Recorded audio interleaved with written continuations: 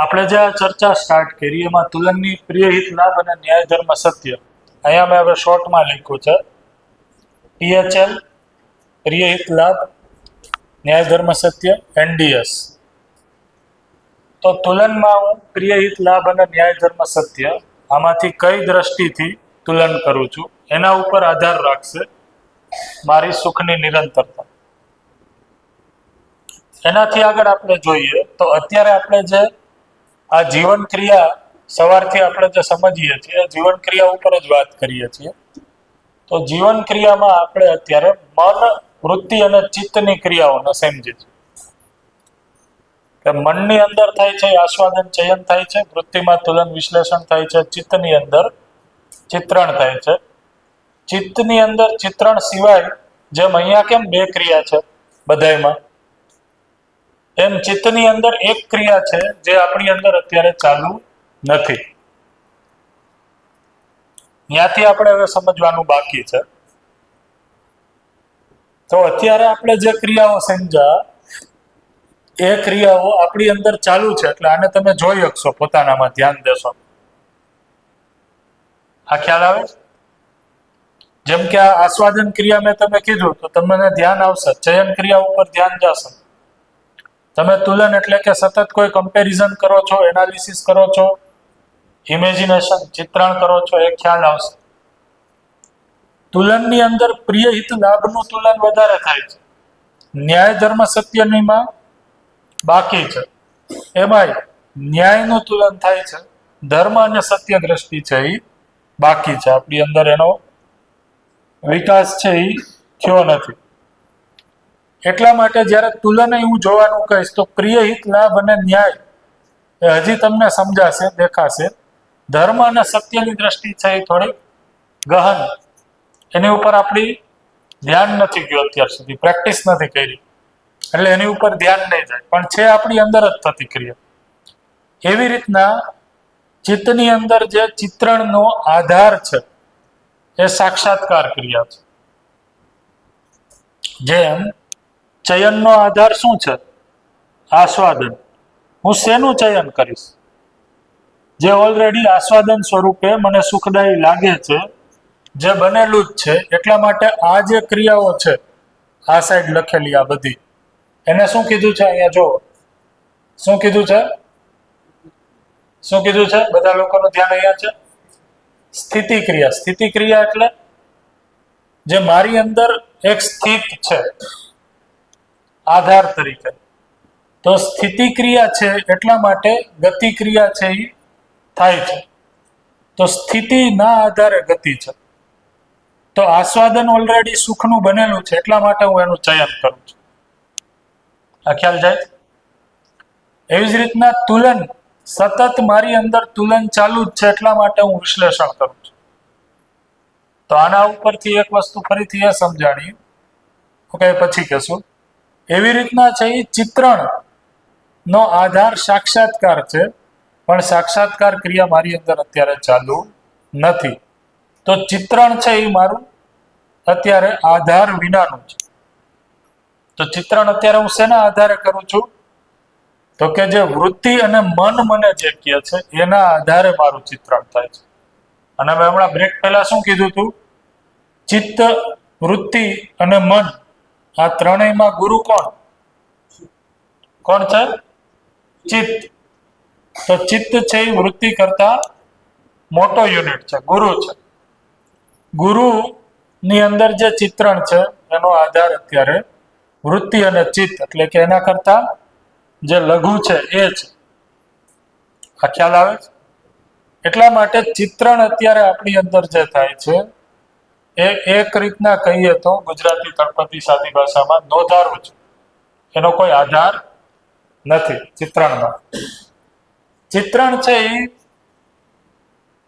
આપણી અંદર છે એ સહજ અથવા તો અસ્તિત્વ સહજ ક્યારે થશે? જ્યારે મારી અંદર સાક્ષાત્કાર ક્રિયા છે એ થશે ત્યારે. તો સાક્ષાત્કાર નામની ક્રિયા મારી અંદર અત્યારે ચાલુ નથી. તો સાક્ષાત્કારનો જે આ દરવાજો છે એ અત્યારે બંધ છે અને ખોલવાનો છે. કઈ રીતના? તો કે આ જીવન ક્રિયા ઉપર ધ્યાન દઈ મારી પાસે આ જીવન ક્રિયા જે છે, આ નીચેની કેટલી ક્રિયા છે? 1, 2, 3, 4 અને 5. આ 5 ક્રિયાઓ મારી અંદર એક્ટિવ છે. સમજાણું? કઈ કઈ 5 કીધી? પહેલી કઈ કીધી? બીજી, ત્રીજી, ચોથી, પાંચમી. એટલે સિક્વન્સ તમે ગમે એ આપી શકો, પણ 5 આ. એમાં પણ જો તમે તુલન જોવો તો તુલનમાં ન્યાય ધર્મ સત્યનું તુલન થાય છે? નથી થતું, અથવા બહુ રેર થાય છે. તો તુલનમાં 6 દ્રષ્ટિ છે, એમાંથી વધારે જે થાય છે આ પ્રિય હિત લાભ જ છે. તો તુલન પણ છે એ ટોટલમાંથી અડધું થાય છે. તો ટોટલ 5 માંથી અડધું કાઢી નાખીએ તો કેટલી ક્રિયા આપણી અંદર અત્યારે સક્રિય છે? કેટલી છે? 4.5. તો 4.5 ક્રિયા અત્યારે આપણી અંદર થાય છે. તો ઉપરની જે ક્રિયા છે એને સક્રિય કરવા માટેનો આધાર છે આ નીચેની 4.5 ક્રિયા છે એ જ છે. તો 4.5 ક્રિયામાંથી હું આ ન્યાય ધર્મ સત્ય તરફ જ્યારે જઈશ તો આ જે ચિત્રણનો આ જે સાક્ષાત્કારનો દરવાજો છે એ ખુલશે. એટલે એના પછી બોધ અનુભવ સુધી આપણે ગતિ કરી શકશું. તો ટોટલ છે એ જીવન ક્રિયાઓમાં કેટલી ક્રિયાઓ છે? તો નીચેની આ 5, ઉપર આપણે આ ગણીએ 6, 7, 8, 9 અને 10. ટોટલ આ 10 ક્રિયાઓનો સમૂહ છે. આ 10 ક્રિયાઓ એ આ જીવન ક્રિયા સ્વરૂપે આપણી અંદર સતત ચાલુ છે. એમાંથી અત્યારે આપણી પાસે કેટલી ચાલુ છે? 4.5 ક્રિયા છે. તો હવે આપણે જેમ જેમ અભ્યાસ કરશું ન્યાય ધર્મ સત્યનો, એમ આપણે આ 4.5 થી 5 ક્રિયા તરફ જશું. જેવું ન્યાય ધર્મ સત્યનો ઉદય આપણી અંદર દ્રષ્ટિમાં થશે, એટલે કે પ્રયાસપૂર્વક હવે હું જ્યારે સંબંધોને પહેલા ગણીશ આગળ, અને પ્રિય હિત લાભ દ્રષ્ટિને સેકન્ડ પ્રાયોરિટી આપીશ, એમ છે મારી અંદર જીવવામાં એક પ્રકારની પવિત્રતા, ચેતનામાં એક પ્રકારની પવિત્રતા, મારી અંદર એક પ્રકારની શક્તિનો ઉદય થતો હશે. વૈચારિક રીતે, વ્યવહારિક રીતે હું જોઈ શકીશ. એ ઉદયપૂર્વક જ છે આ સાક્ષાત્કારનો દ્વાર ખુલશે, ગેટ ખુલશે, ઓપન થશે. તો સાક્ષાત્કાર શું છે, બોધ શું છે, સંકલ્પ શું છે, અનુભવ શું છે, પ્રમાણ શું છે, એને આપણે સમજી લઈએ. તો સાક્ષાત્કાર એટલે શું છે?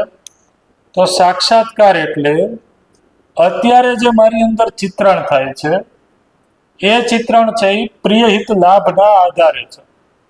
એટલે કે ઇન્દ્રિય સંવેદનાઓથી ગવન થઈને હું ચિત્ર કરું છું, શરીર શાસ્ત્રથી ગવન થઈને હું ચિત્રણ કરું છું, વસ્તુથી ગવન થઈને, વસ્તુ લાભથી ગવન થઈને હું ચિત્રણ કરું છું. આ ત્રણેય પોતાનામાં કોઈ સ્થિર આધાર નથી.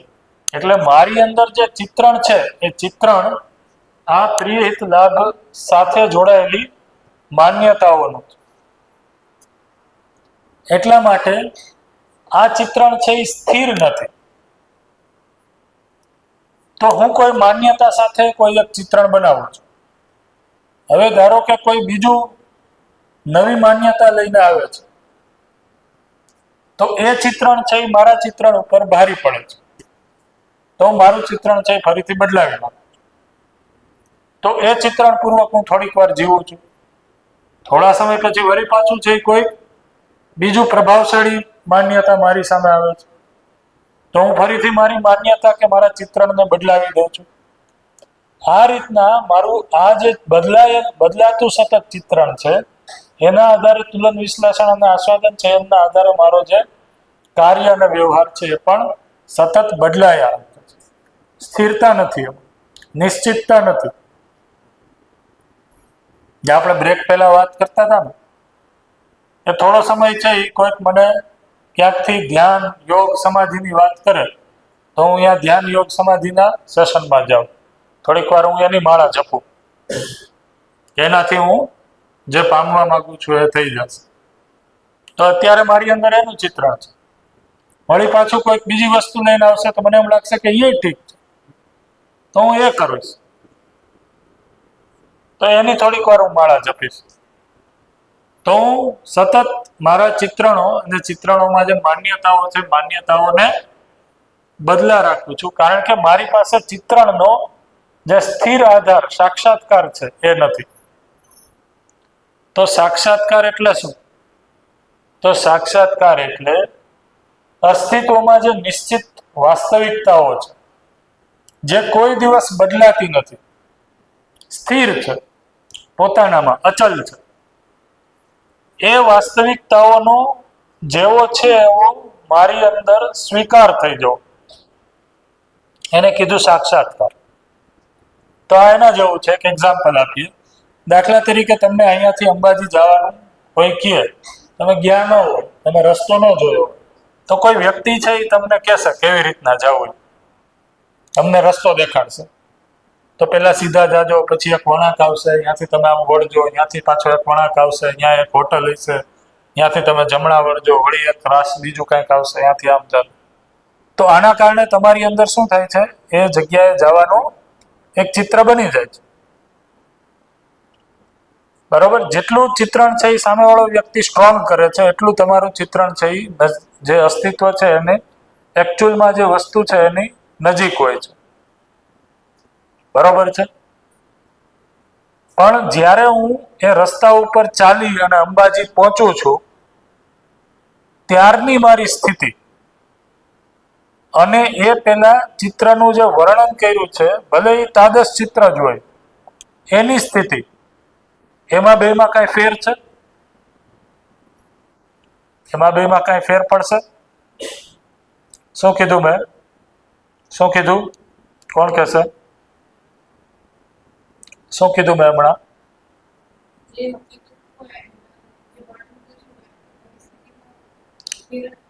ફેર જ હશે. તો ભલે ચિત્રણ કરવા વાળાએ ડિસ્ક્રિપ્શન મને એક્ઝેક્ટલી આપ્યું, બધું જ કીધું, રસ્તા ઉપરના ઝાડવા, ગલુડિયા, કૂતરા બધું કહી દીધું, પણ જ્યારે હું એ રસ્તા ઉપર ચાલુ છું અને એ વસ્તુને હું ફીલ કરું છું, એ ફિલિંગ એ પેલા વર્ણનથી આવશે? નહીં આવે.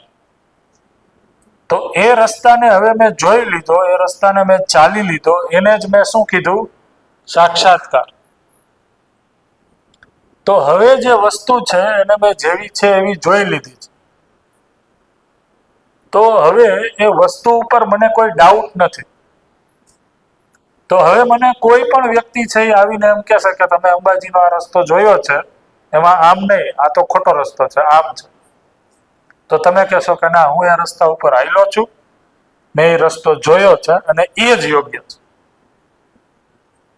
તો કોઈ પણ વિષમ માન્યતાઓ આવશે છતાંય તમારી જે ફિલિંગ છે, ભાવના છે, એ હવે સાક્ષાત્કારના આધારે હોવાથી એમાં ડગમગ થતું નથી. નહીતર શું થાય છે? તો થોડાક સમય સુધી આપણે માન્યું કે સુવિધા સંગ્રહ છે એ તો સુખનું સાધન નથી, તો આપણે છે એ સુવિધા સંગ્રહની બહાર આવતા. વળી પાછું છે એ કોક આવી જ કહે કે સુવિધા તો જોઈએ જ, સુવિધા એના કેમ જીવી શકે? મૂર્ખ છો તમે, ક્યાંથી આવું શીખ્યા એવા? વળી પાછા હતા એમાં ને એમાં. વળી પાછું છે એ પાછી જીવન વિજ્ઞાનની શિબિર આવી, વળી પાછી આ વસ્તુ આવી. હા, વાત તો સાચી છે, સુવિધા સંગ્રહથી છે એ સુખી નહીં થાય. તો તમારી માન્યતાઓ છે એ સતત આ કેસમાં શું થશે? કારણ કે તમારો ચિત્રણનો આધાર સાક્ષાત્કાર થયો નથી, એટલા માટે જે તમે ચિત્રણના આધારે તુલન, વિશ્લેષણ, આસ્વાદન, ચયન કરો છો એ સતત બદલાતું રહે છે. અને અત્યારે આપણી પરિસ્થિતિ એવી જ છે. તો જ્યાં સુધી મને અસ્તિત્વનું જે ચિત્રણ છે, જે વાસ્તવિકતા છે એ પ્રમાણે નહીં થાય, હું જોઈ નહીં લઉં વાસ્તવિકતાને, ત્યાં સુધી આ ચિત્રણ બદલાતું રહે છે. એટલા માટે સાક્ષાત્કાર જ્યારે મારી અંદર થશે, ચિત્તની અંદર, અને એ સાક્ષાત્કાર પૂર્વક હવે ચિત્રણ થશે, એના આધારે તુલન, વિશ્લેષણ, ચયન, આસ્વાદન અને કાર્ય વ્યવહાર થશે, ત્યારે મારા કાર્ય વ્યવહારમાં છે એક પ્રકારની સ્થિરતા જોવા મળશે. આ ઘટનાને કીધું સાક્ષાત્કાર. બીજું એક એક્ઝામ્પલ તે સમજીએ આપણે. સાક્ષાત્કાર ક્રિયા સમજવા માટે અત્યારે જે તમને હું ઉદાહરણ આપું છું એ ભૌતિક ઉદાહરણ છે. એકચ્યુઅલમાં સાક્ષાત્કાર ક્રિયા અથવા તો આજે 4.5 ક્રિયા ઉપરની જે ક્રિયાઓ છે એ કોઈ ભૌતિક ઉદાહરણથી સમજી નહીં શકાય, કારણ કે ભૌતિક ક્રિયાનો સાક્ષાત્કાર નથી થતો. બરોબર છે, પણ આપણે સમજવા માટે આપણે ખાલી ઉદાહરણ આપીએ છીએ. દાખલા તરીકે તમને પાણીની તરસ લાગી છે, તો તમને છે એ પાણી કેવું છે, પાણી એટલે H2O, પાણી પીએ એટલે પાણી આપણી તરસ બુજાય. બરોબર, પાણી છે એના વિશે જેટલા પણ જે એની કેરેક્ટરિસ્ટિક હોય એ બધી તમને કહીએ. અચ્છા, તમે પાણી પીવો એટલે તમને તરસ બુજાય, એટલે તમારી જીભ ઉપર તમને આવું લાગશે, પેટમાં તમને આવું લાગશે, આ બધુંય કહીએ. જ્યારે આપણે પાણી પી અને આપણને જે અનુભૂતિ થાય એ બધી જ અનુભૂતિનું આપણે શબ્દથી વર્ણન કરીએ, પણ એ શબ્દોનું વર્ણન એ એક બાજુ, અને જ્યારે હું એકચ્યુઅલમાં પાણી પીઉં અને મને જે તૃપ્તિ કે પ્યાસ અનુભવાય છે એ એક બાજુ. આ બે એક એક છે, એક જ છે કે અલગ અલગ છે? અલગ અલગ છે. તો જ્યારે હું પાણીને પીઉં છું અને મને જે તૃપ્તિ થાય છે એ સ્થિતિને કીધું મને એ વસ્તુ હવે જેવી છે એવી એ તૃપ્તિને મેં જોઈ લીધી, એને કીધું સાક્ષાત્કાર. તો શબ્દોથી જ્યારે હું વર્ણન કરું છું તો એ વર્ણન છે એ ગમે એટલું વાસ્તવિકતાની નજીક હોય, પણ એ વર્ણન જ છે, એટલે કે વ્યાખ્યા જ છે, એ વાસ્તવિકતા નથી. 2 દિવસ પહેલા, કાલે જ લગભગ છે આ મેં લખ્યું હતું, શબ્દથી અર્થ, અર્થથી વસ્તુ, યાદ છે? તો જે અત્યારે તમારી સામે હું વસ્તુ મૂકું છું એ મેં અંદર જોઈ લીધી છે, તો જોઈ લીધી છે એનું કંઈક હું શબ્દો દ્વારા નિરૂપણ કરું છું, પણ એ શબ્દ છે એ પોતાનામાં કોઈ વસ્તુ નથી. વસ્તુ તો છે એ અસ્તિત્વમાં છે. તો જ્યારે હું બોલીને વર્ણન કરીશ તો એનો એ અર્થ હશે, વ્યાખ્યા હશે. એના માટે હું અલગ અલગ શબ્દો પ્રયોગ કરીશ. તો શબ્દ છે એ પણ વસ્તુ નથી, એનો અર્થ છે એ પણ વસ્તુ નથી. વસ્તુ ક્યાં છે? અસ્તિત્વમાં છે, ક્યાંક નિશ્ચિત વસ્તુ છે.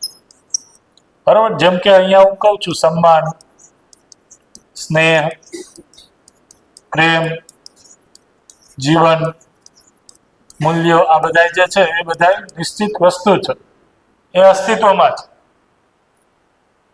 અર્થ છે એ શું છે? આ છે એ માનવના જીવનમાં છે,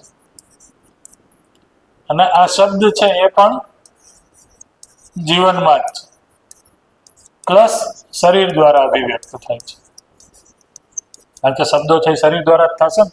જીવન એકલું બોલી શકશે? જીવન એકલું અભિવ્યક્ત થઈ શકશે? ધારો કે અહીંયા શરીર ન હોય ને જીવન હોય તો એ તમારી યાર વાત કરી શકો? તમે કરી શકો છો? નથી કરી. તો શબ્દ સ્વરૂપે જે એનું નિરૂપણ છે એ જીવન પ્લસ શરીર દ્વારા થાય છે. અર્થ છે એ જીવનમાં છે, એ શરીરમાં નથી. અને એ અર્થને અનુરૂપ વસ્તુ છે એ ક્યાં છે? અસ્તિત્વમાં છે. તો સાક્ષાત્કાર ક્રિયામાં આ જે વસ્તુ છે એ મને જેવી છે એવી દેખાય છે. તો જેવી છે એ સ્વરૂપે વસ્તુ દેખાઈ જવી અથવા તો સમજાઈ જવી, બે એક જ કહેવાય. એને કીધું સાક્ષાત્કાર.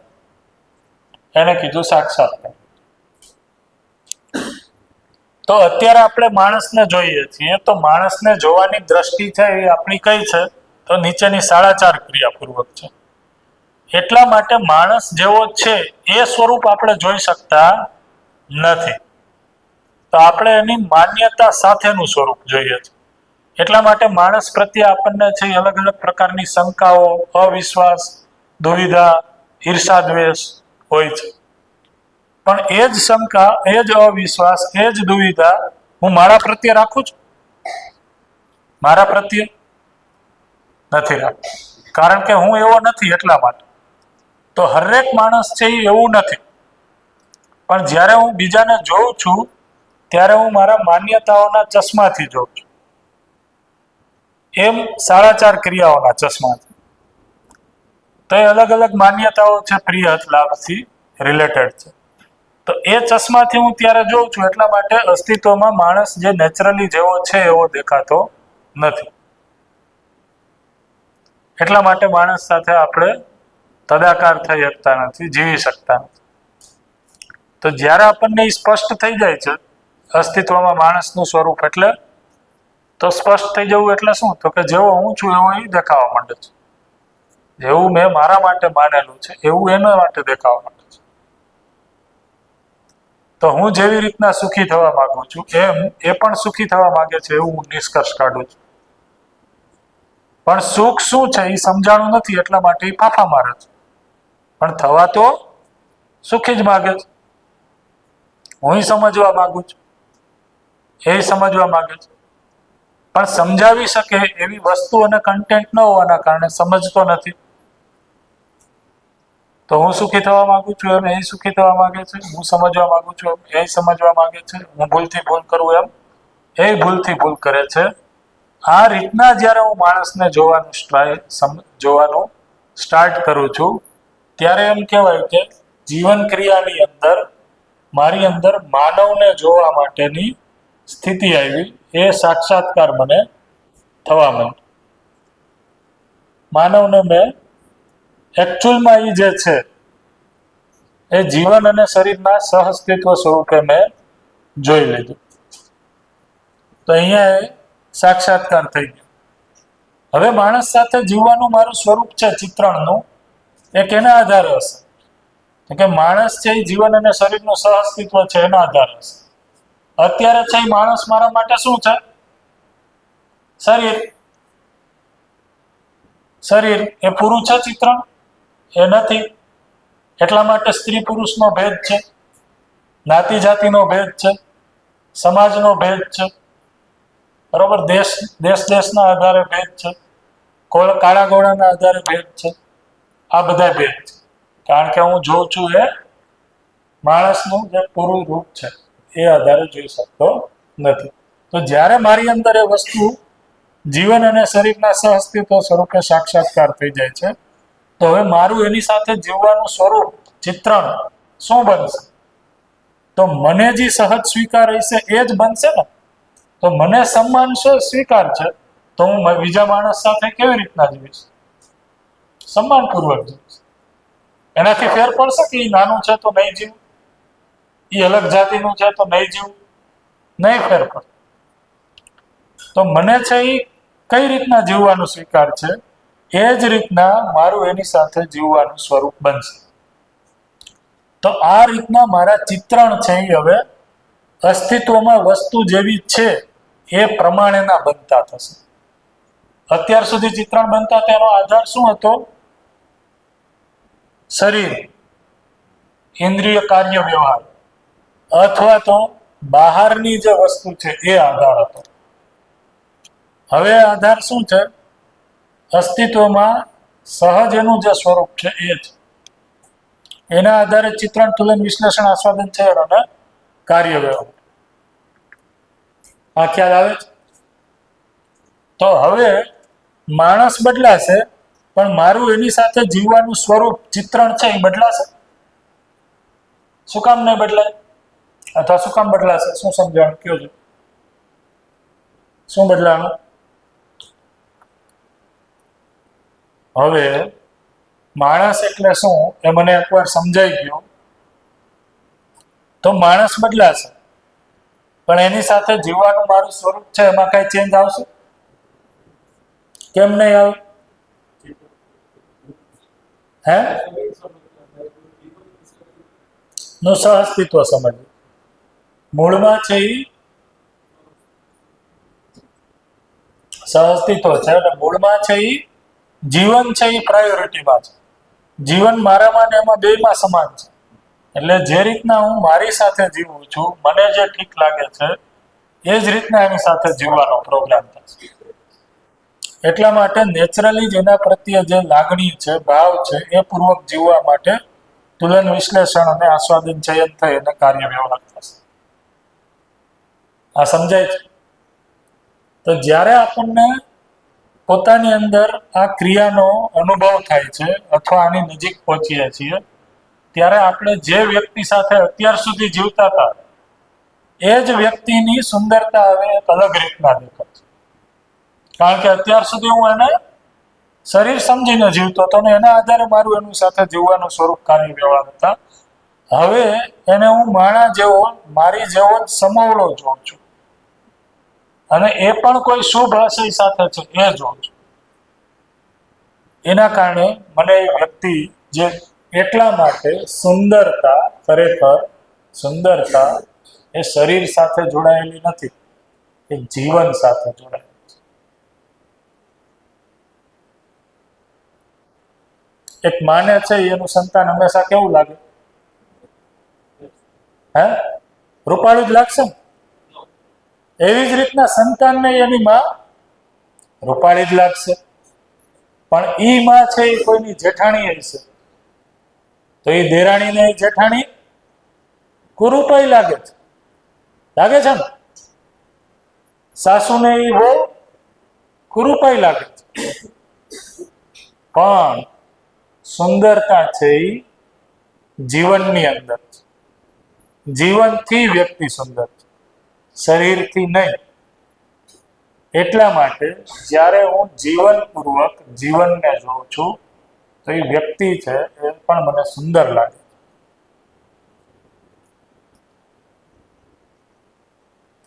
તો જ્યારે મારું જોવાની સ્થિતિ, એટલે મેં કીધું કે હું મનના આધારે જીવતો હતો ત્યારે હું કોઈ વ્યક્તિને જોતો હતો, હું વૃત્તિના આધારે જીવું છું ત્યારે હું કોઈ વ્યક્તિને જોઉં છું, અને હું ચિત્તના આધારે જીવું છું ત્યારે હું કોઈ વ્યક્તિને જોઉં છું. વ્યક્તિ એક જ છે, પણ જોવાના મારા ચેતનાના સ્તરના કારણે હવે એ વ્યક્તિ મને સુંદર લાગે છે. એટલા માટે જીવન વિદ્યામાં નાગરાજજીએ સુંદરતાની સરસ પરિભાષા આપી છે. સુંદરતા છે એ ખરેખર જીવન સૌંદર્ય છે, શરીરની સુંદરતા નથી. એટલા માટે હરેક માને એનું સંતાન છે એ સુંદર જ લાગે છે, કારણ કે એ શરીરગત એને જોતું જ નથી. માં છે એના સંતાનને પોતાના પ્રતિરૂપ સ્વરૂપે જ જોવે છે. એટલા માટે એ ગમે એ કરે, એને એ ગમતું જ રહે છે, સુંદર જ રહે. તો આ રીતના જ્યારે હું સમગ્ર અસ્તિત્વને જેવું છે એવું જોઈ લઈશ તો જીવવાનું છે એ સુંદર થઈ જશે, અસ્તિત્વ સમગ્ર સુંદર થઈ જશે, જીવવાનું છે નિત્ય ઉત્સવપૂર્વક થઈ જશે. આ જોવાની વાત છે. આ ખ્યાલ આવે છે? આના ઉપર આપણે છે બહુ હજી જે ચર્ચા કરી એ લિમિટેડ ચર્ચા જ કરી છે. જ્યારે આપણે હજી આગળની શિબિરોમાં વધીએ છીએ ત્યારે આ બધી ક્રિયાઓ ઉપર ડિટેલમાં ચર્ચા આવે છે. તો જે સાક્ષાત્કાર થાય છે એ એક પછી એક ક્રમિક થાય છે, ક્રમિક છે સાક્ષાત્કાર. એ સાક્ષાત્કાર થાય એ જ વસ્તુનો ફરી બોધ થઈ અને સ્ટોર થઈ જાય છે. તો એકવાર છે એ માનવનો સાક્ષાત્કાર થઈ ગયો કે માનવ છે એ કેવો છે, તો કે માનવ છે એનો મૂળ સ્વભાવ ધીરતા, વીરતા, ઉદારતા, દયા, કૃપા, કરુણા અથવા તો ધીરતાનો સ્વભાવ સાથે છે. તો એકવાર એ સાક્ષાત્કાર થઈ ગયો પછી બોધની અંદર એ શું થાય છે, જે વસ્તુ સાક્ષાત્કાર થઈ એ જ વસ્તુ છે એ કાયમી સ્ટોર થઈ જાય છે. અહીંયા છે એ સ્ટોર થઈ જાય છે. હવે જો બ્રેક પહેલા તમારો છેલ્લો જે ક્વેશ્ચન હતો એનો આન્સર છે અહીંયાથી ચાલુ થાય છે, એટલા માટે સમજવાનું ધ્યાન રાખજો. તો એક એક વાસ્તવિકતાઓનો મને સાક્ષાત્કાર થાય છે, એ જ વસ્તુ અહીંયા બોધમાં આવીને કાયમી માટે સ્ટોર થઈ જાય છે. જેવી એ બોધમાં સ્ટોર થઈ